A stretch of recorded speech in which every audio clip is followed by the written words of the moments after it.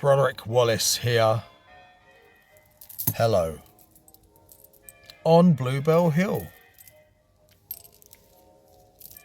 Just about to leave.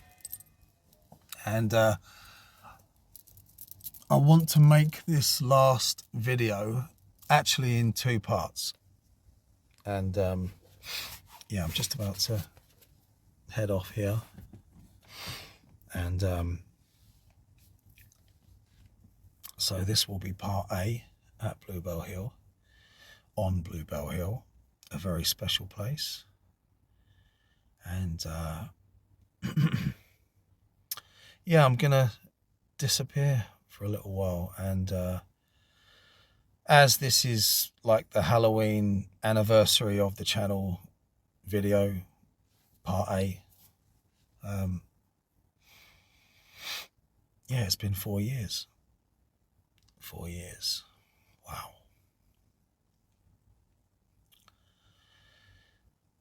Much has happened. And you'll have to forgive me for taking a certain pride. If I use words like darkness and poverty, I'm aware of levels and stages. And perhaps sometimes I mean psychologically. Undeniably, though, there are people. I mean, there's people in the world. I just feel lucky, you know. I'm a really lucky guy. So, but we have a choice, don't we? We can face ourselves or not. We can pursue meaning, real meaning, whatever that really means, or we can lose ourselves in entertainment and you know, try and escape ourselves. I would say I've had no choice, and that's one of the reasons I'm so lucky. In these dark nights, in candlelight or torchlight, whatever, I've discovered something. Well, obviously a few things, but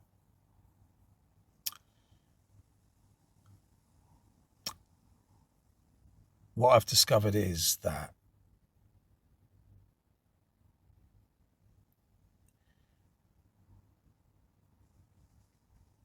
in the process of doing, in terms of the meditative discipline,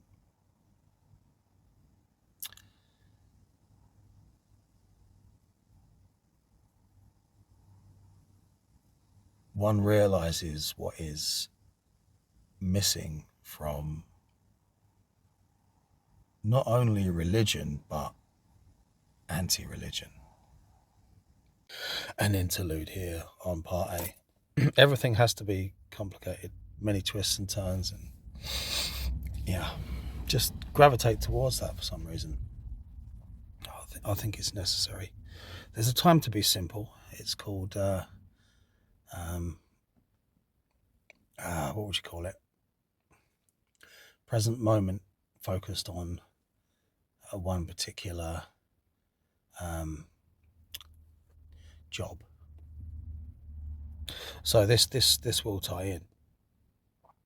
A question comes to mind. I think I've been slowly creeping towards this in my videos. Sometimes the most obvious things, because they are so simple, we tend to overlook them. So this question: are the meditative arts and the processes that we undertake and the goals that we strive towards, assuming that they are achievable, is it a hack? Is it a hack within the human body, brain, mind, soul, spirit system? And some of that may seem like a leap because we have the idea of the subjectivity, like going, from taking body, mind, brain as a given. When we move on to soul and spirit, these are abstractions, to begin with, loosely. After a period of doing, they become accepted realities. The idea of maps comes into mind. If you map the chakras onto the body, or you use the Kabbalah, or even the idea of the tree of Yggdrasil, or whatever, similar ways of approaching the same problem. States of consciousness, states of progression. Ways of dealing with that objectivity that we are slowly encroaching upon within the personal journey. So is spiritual progression that which we hope to achieve, that which when the body and the mind are working upon the soul and how this relates to the interrelation with spirit, and even these classifications, it's another map. Is it a hack? Talked about the natural system, like a natural spiritual system, like an extension of nature, which explains the unfairness in a way.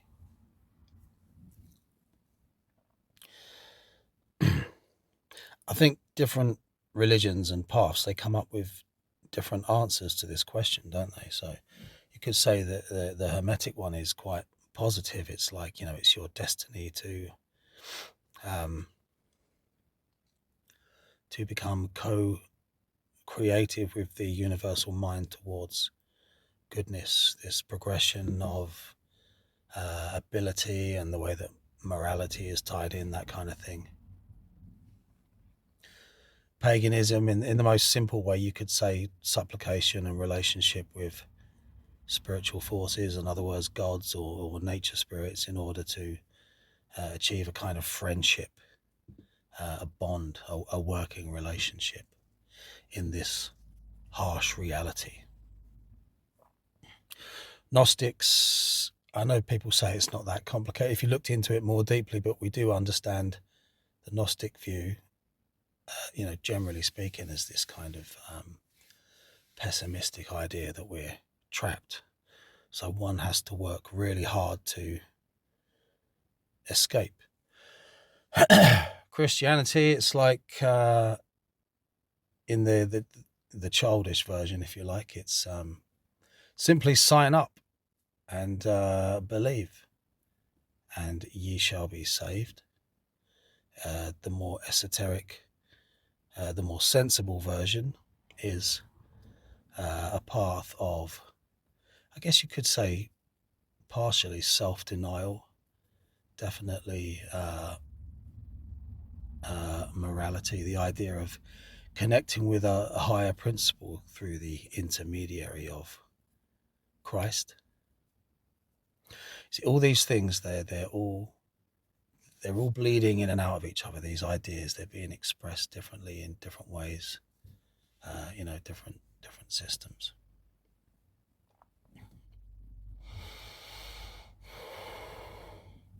More simple, New Age beliefs. Create your own reality. Just think positively. Keep thinking positively. Positive things will happen. But I think all these years that I've been obsessed with the ancient world, you're looking through books and these statues and temples, and you kind of catching a hint of a science.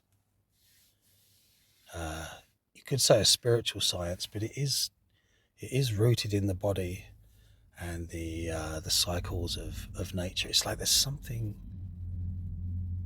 been lost. This lost knowledge that must be retrieved. Talking to a friend earlier, he raised the notion of that we're drunk. The idea of the monkey mind, where we're lost in desire, which would tie into bosom. Freudian slip there, which would tie into Buddhism. Again, in it's the way that everything's complicated, right? The way that it's simply understood.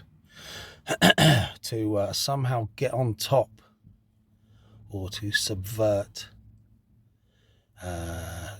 desire, to somehow transcend everything. I think the idea of nirvana is a really interesting concept, but it seems kind of boring as well, To escape the wheel of samsara, again, escape.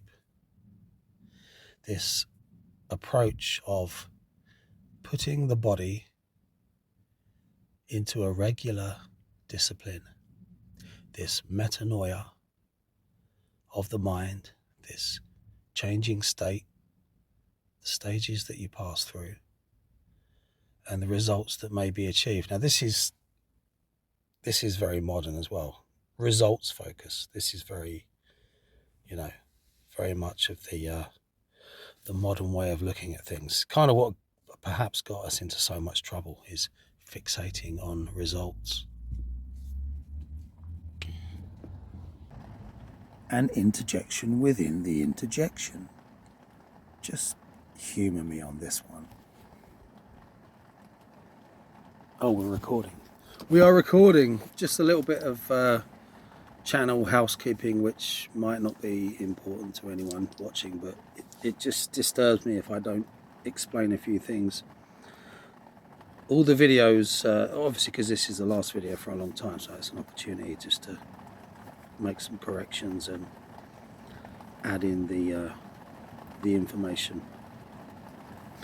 All the videos are numbered, but because YouTube did that shorts thing where it took shorts videos and put them in a different section, sometimes it appears that there's a video missing, but it's not. It's just in the shorts section, and it will have the number in the title, which just disturbs my OCD not to mention that. And there won't be part 2 to the discussion with my friend Lucius Movena, because we realised as we were trying to prepare for it that we would just argue, and you don't want to listen to us argue. We do that often enough, and we wouldn't subject you with that.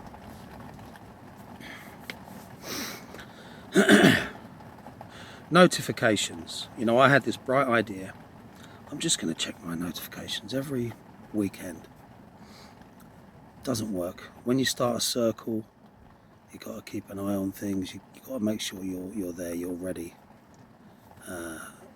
So things changed, and it's difficult because we're all embedded within this technology, really, to one degree or another, whether we like it or not. And this is why just bringing things back to just talking about meditation, those ideally 2 hours per day where one can be completely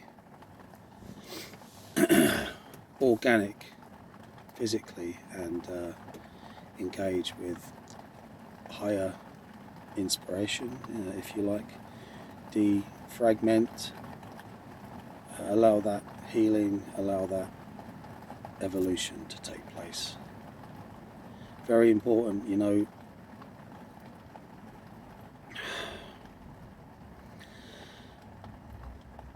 what you, and this comes from the teachings that I've received, you know, what you fill your mind with, what you're looking at all day, especially if it's negative, if there's, I mean, we have to face these things to a certain degree, but if you're doing it when you don't have to, these, just all the silliness, right?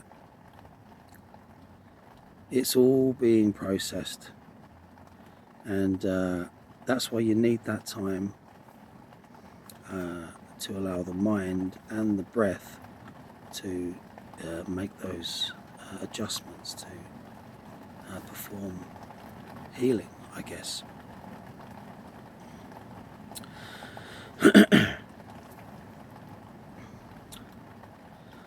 Art. I do have an artist channel linked down below, a music channel as well.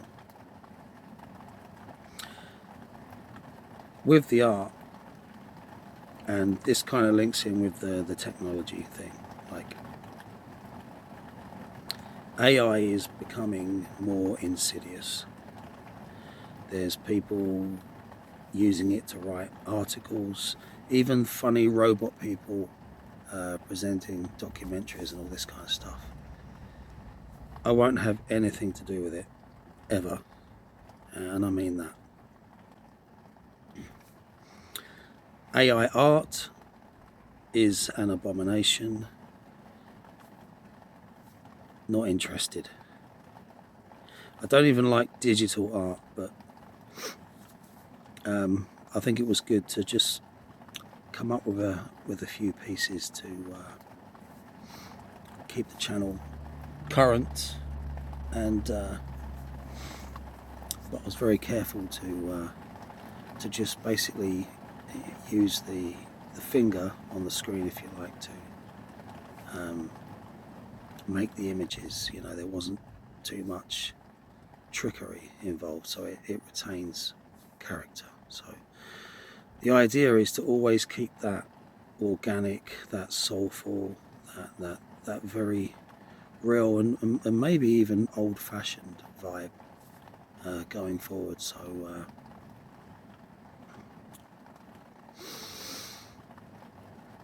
I'm a Luddite, right?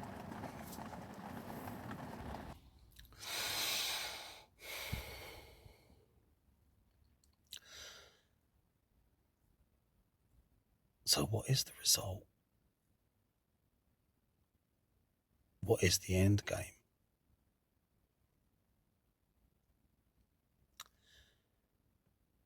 That's a question, isn't it?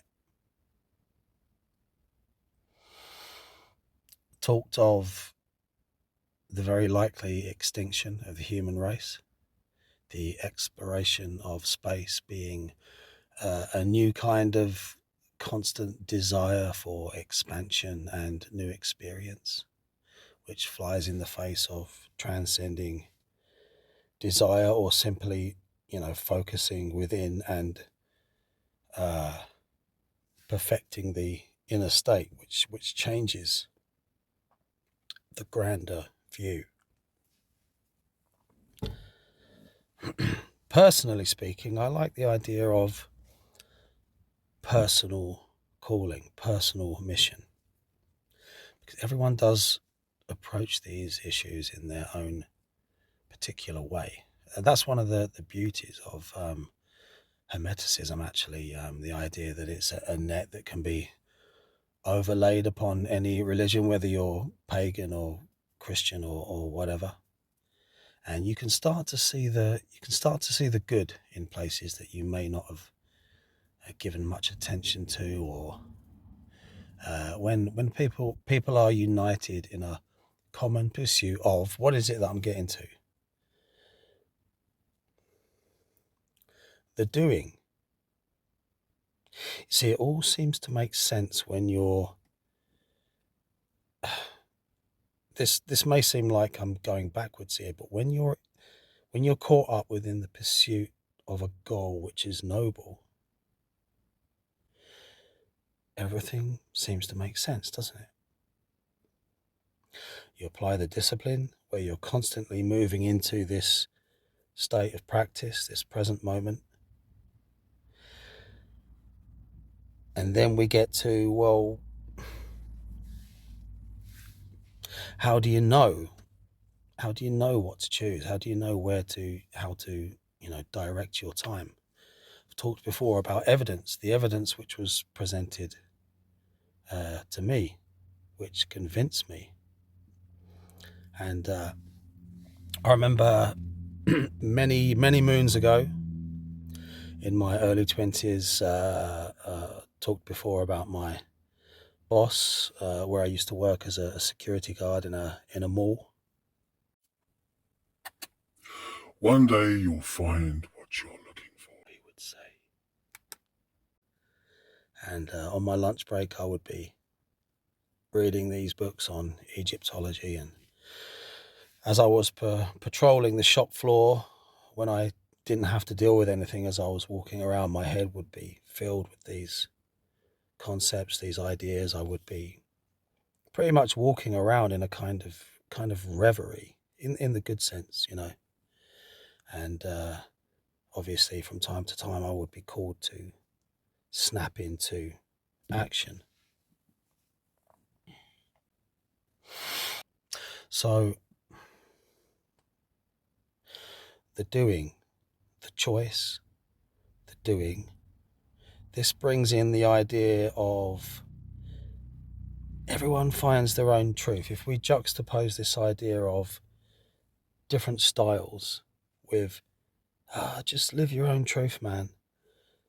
I think this live your own truth thing, even though it seems close to the personal mission, this is where things kind of fall apart. Because there are objectively and experientially techniques that work. And very clever people have pieced these together into a basic structure. I believe 100% that initiation into Hermetics. Whether you could say, he pulled bits from here or there, I mean, cool. Doesn't invalidate anything.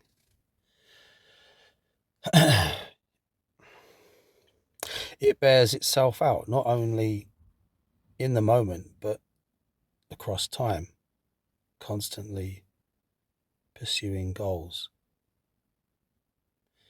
This sense of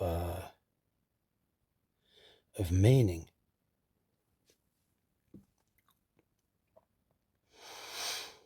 I guess I'll have to pause there because it is soon, time for me to depart after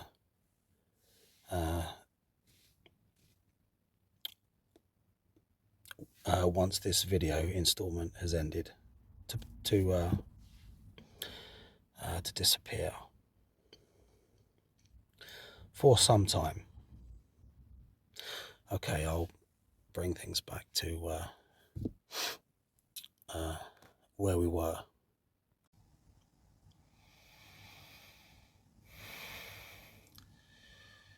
You see, I said I was going to leave a resource, right? So obviously there's Seshen Circle, Bluebell Hill. And I mean, if you're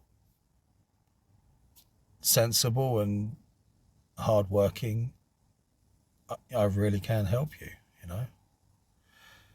That speaks for itself. Just check it out. It will take a number of years before it's fully operational, but it will happen. And with more success, I would say, over the last year or so, I've tried to not only describe something, but hide something. So in terms of a resource that is also, this is radical now, it's called the back catalogue. It's called previous videos, not just always watching the new thing, They're down there, they exist. I don't want to relive most of them myself, to be honest, but stages, progression, all that kind of thing. I was I was in the British Museum private members cafe with a fellow member of Seshen a few weeks back, and I just casually dropped an F-bomb, and this guy's face over on the table, sorry, that's how I imagine people watching my earlier videos, and I'm not going to take them down. You see,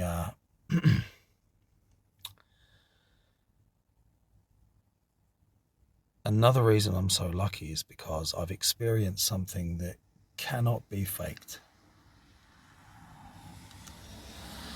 And it continues, It speaks for itself.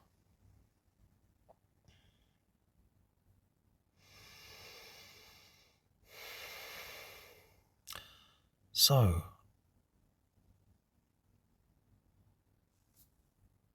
I will explain the rest in part B. By a fire.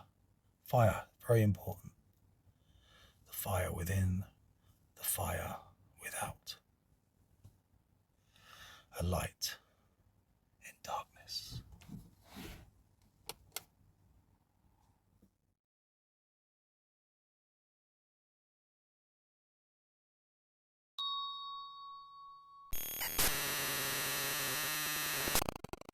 Part B, in the daylight.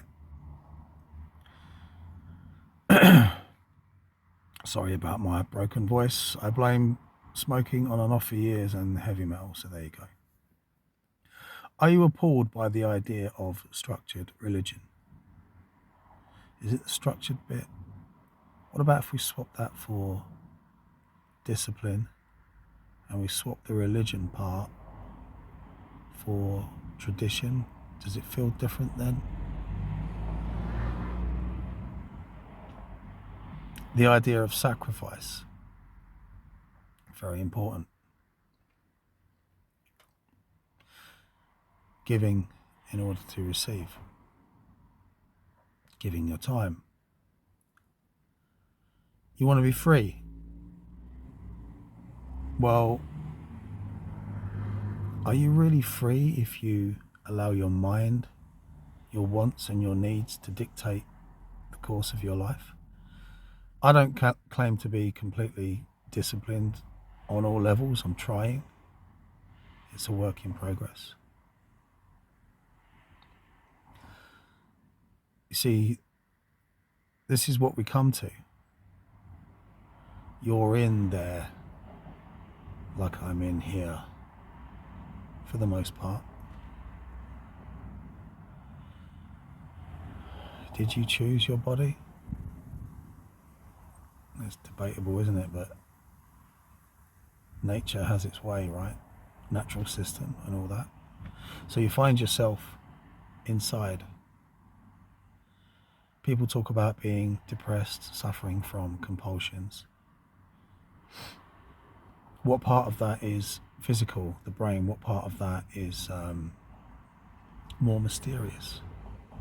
Doesn't matter, because when you sit inside and observe, you'll notice how it wanders, the mind, how the needs, the wants, the frustrations. What about if you started sitting outside of that for long periods, learning, winning back control, like a battle, just gradually taking territory. Wants, needs, compulsions. So you want to be free of organized religion, to do whatever you want. But you won't be. You'll be at the mercy of your mind. So you want to be free through a disciplined tradition. That's where you start. That's where you start winning back freedom. let's move off to the woods now, or the edge of the woods, the dark, make a fire. Okay, let's do it. So what will follow will be a guided meditation, a special Halloween meditation. You don't have to take it really seriously. I'm sure most people are not watching, but the few that are, they probably think, oh God, what's he going to do now? And you can just watch if you want, it's fine. But it would be better if you took this opportunity, this Halloween meditation, this exercise. Experience it. So, when the screen goes black, close your eyes. And the video will carry on running in, I haven't decided yet, either silence or relative silence. But you'll see from the timestamp here that the video carries on running. And at the 10-minute mark, the guided meditation will begin. Talking of Halloween and the meditative arts, one of the best meditations I ever experienced was, actually where I'm parked now. There's a tree there on the edge of Merlin's field. And when you're so still, you'll find that the animals regard you as just a piece of the scenery. So, there's been times I've opened my eyes and seen a badger or, God knows what. But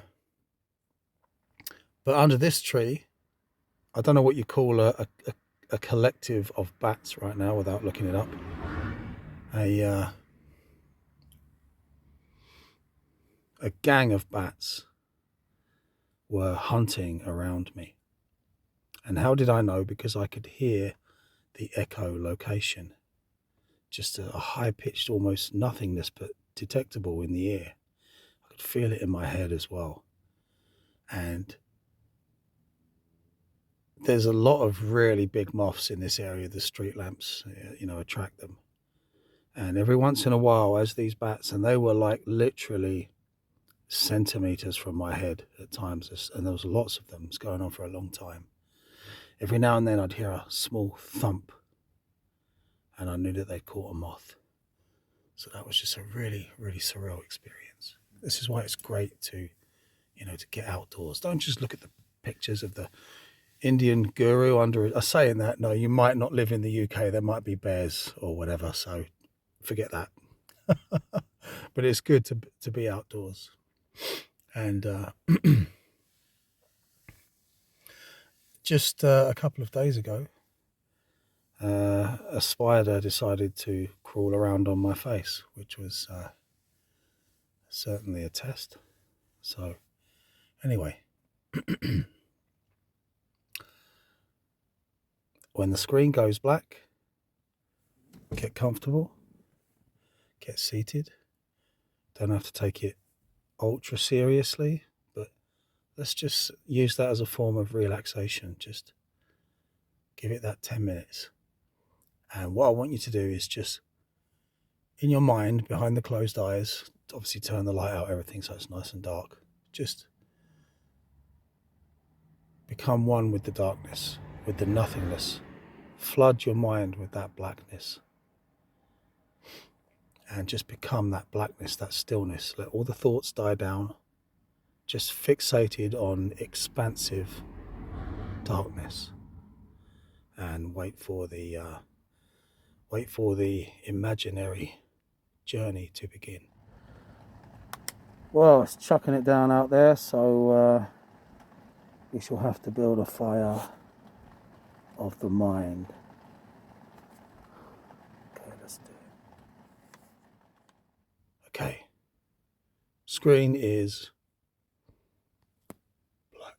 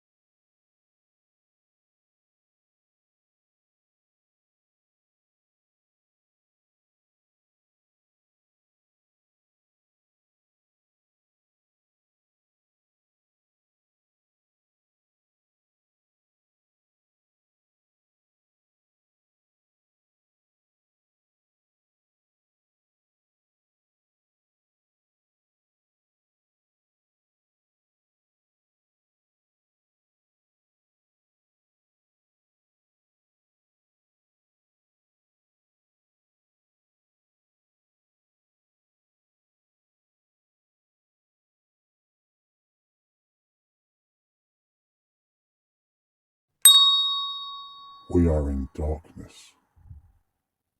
We sit in darkness, this sweet, sweet, inky, abyssal blackness. Hello.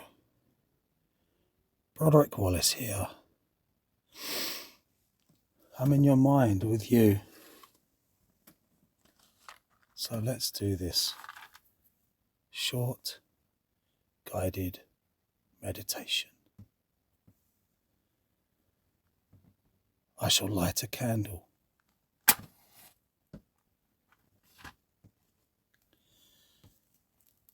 See me lighting the candle.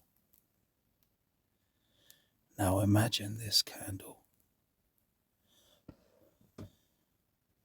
becomes a fire. A fire on the edge of the woods, burning hot and bright.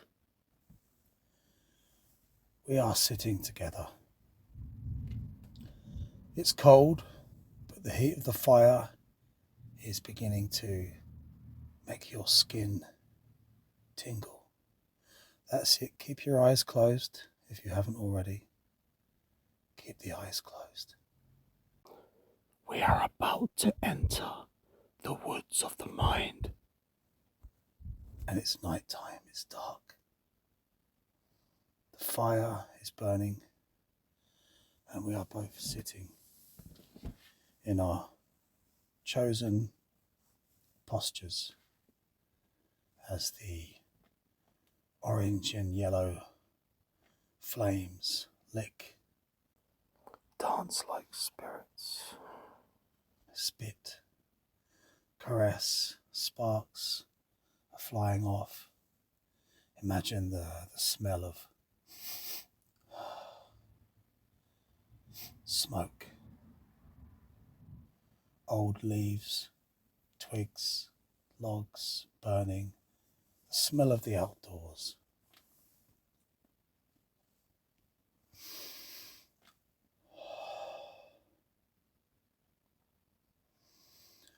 Take in for a moment the juxtaposition between the warm, burning fire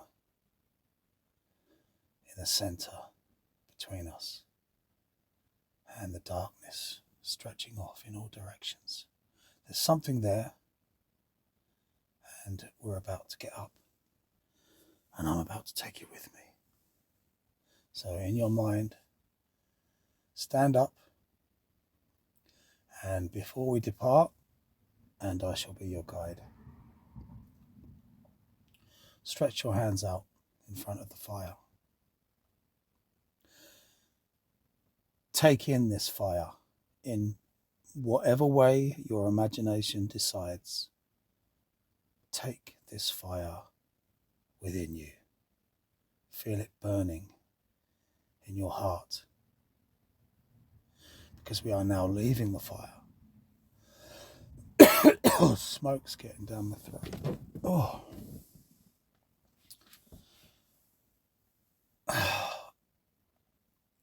There's some woods. We are departing from the field into a big, black, dark bastion of trees.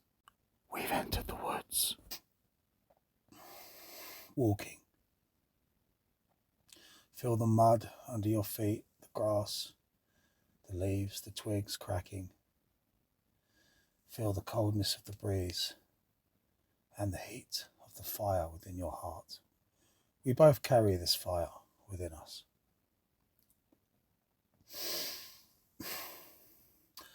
I am holding a torch as I lead the way.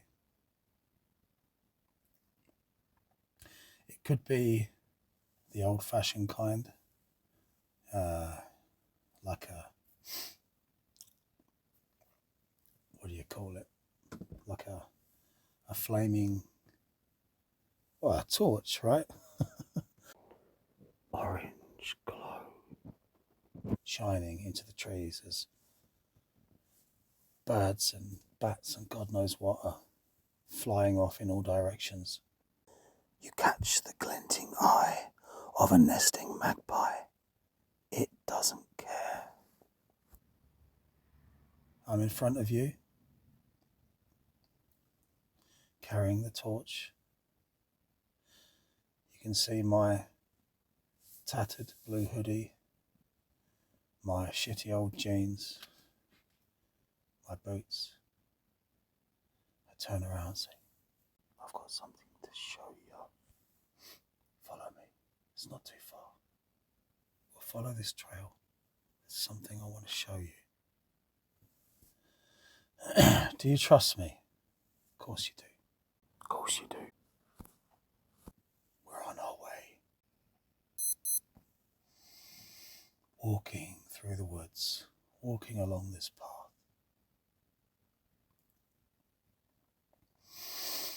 It feels like a long way, deeper and deeper into the woods of the mind, until eventually I stop just ahead of you. We have arrived upon the threshold. In front of you, picture it. There are two large trees either side, left and right. And towards the top, the branches have been forced or have grown, and perhaps they are bound in the middle, and it forms a Gothic archway. And all this time the moon has been above us, just twinkling through the twigs in the top of the woodland canopy. And now it stands still above this structure, frosting the outline of what looks like a church. It looks like a church, but it's all made of wood. A very big, imposing, dark structure. And as we approach the entrance, there's no door there. It's open. You can see that there's more trees, like a colonnade, and they're all forming this archway.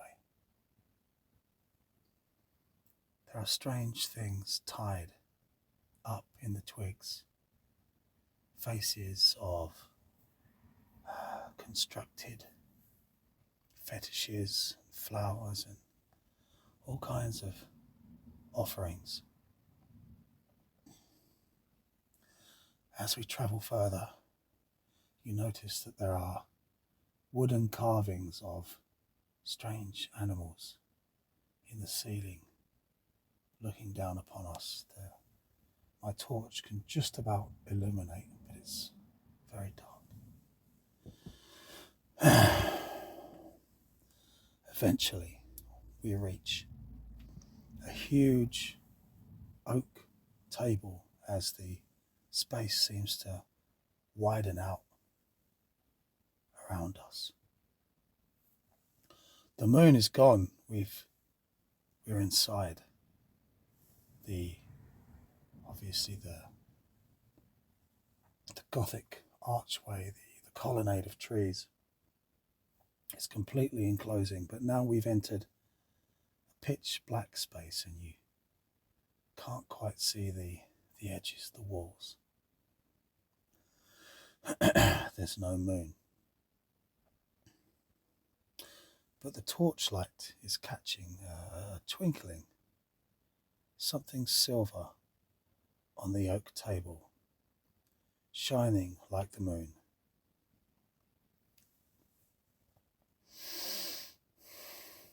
Pick it up, I say. Pick it up. So please do. Pick it up. What do you hold in your hands? A silver key, shaped like a beautiful Egyptian ankh. What's this doing here? It has two crossbars, unlike the Egyptian format. There are two horizontal crossbars. But the end is shaped as a key. Follow me. As we walk past the oak table, the torchlight illuminates a back wall.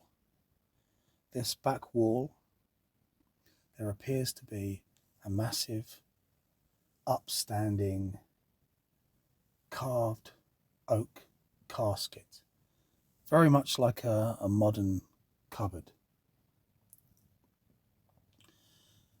And it has, just like a cupboard, two doors that one would pull open. As you look closer, you can see the intricate carvings. What comes to mind is the ancient Britons, the secrets that they took with them, the secrets that the Romans sent up in flames. Something from the past resurrected in our minds. How wondrous to see this object, this huge casket, this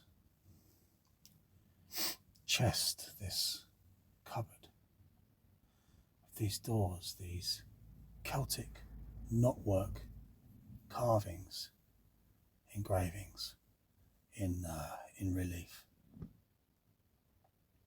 There appears to be a tree, an apple tree. You count the apples, there's 9 of them. The one at the bottom is roughly in line with your waist as we stand before this object. You can see strange depictions of animals and shapes that you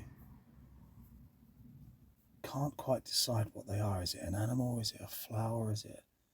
I don't know. They're all weaving in and out of each other. But what's clear is this central motif of the apple tree. 9 apples. Above them, God and a goddess. The keyhole is located in the bottom apple at waist height. You have the key. Open this cupboard. Below the bottom apple stretches the trunk and the roots to earth. That's it. Place it in the lock. Turn the key in the lock. Give it some welly, come on, that's it. Give it a shunt. It's now unlocked. Did you hear a bell ringing? Let's open the doors. As the doors open, standing in this coffin, it's quite shocking, but keep your eyes closed. It's an old woman. Old, but beautiful. She has silver hair. Long silver hair. She must have been very old when she died. Wrinkles all over her face, her eyes closed. She looks so peaceful. Has she been preserved in some arcane manner? She has a black dress on. A black dress. Beautiful black dress. In the ancient style. But strange, like nothing you've ever really seen. Her skin is very pale and wrinkly. Black fingernails, no shoes, black toenails. It's just the 3 of us. 2 living, 1 dead. And then something unexpected happens. You hadn't noticed the cobwebs everywhere. You can feel spiders crawling all over your skin. We stand for a moment, unafraid. It feels natural. Allow the spiders to crawl over your face, feeling their little legs tickling your skin. They're building webs, tingling all over your body. They are weaving webs. There's cobwebs everywhere. They ride us like steeds. Free to move, but we are free to travel somehow. Bound. These silvery webs glinting in the light of my torch. I now take the torch to illuminate the figure in the upright casket. Did you bring the fire with you? Yes, of course. Okay, I'll blow out the torch now.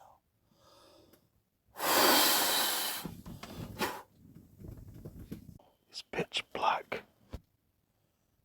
Okay, let the fire build in the hearts. I reach out my right hand, take the left hand of the dead woman. You're standing on the other side. You reach out your left hand, take the right hand of the dead woman. My left hand joins your right hand. We are joined. Spiders are still weaving their webs between the three of us. Let the fire build in the heart. Fire within. Fire without. Feel the warmth. Feel the warmth rising in your body, driving out the cold. Now we send it into this lady. Send the warmth in. Feel her hands warming, warming, warming. We're becoming bright.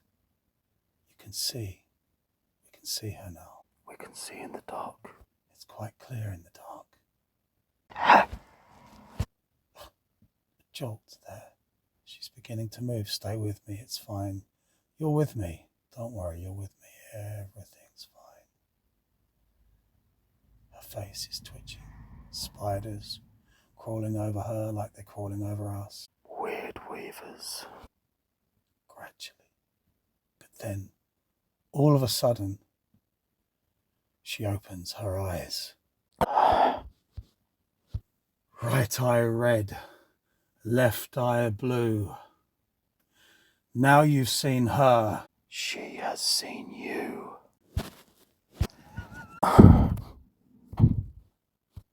Sweet dreams.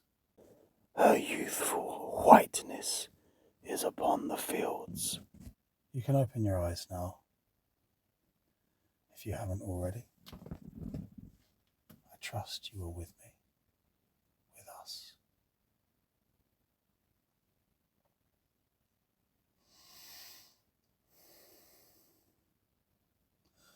I'll come back, if not before, definitely next Halloween. Every Halloween.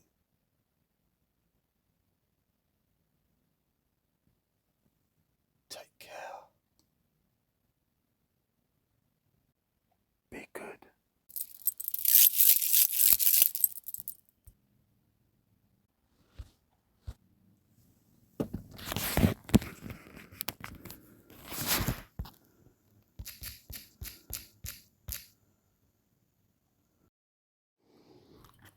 Look, I'd love to hang around talking bollocks, but I've got work to do.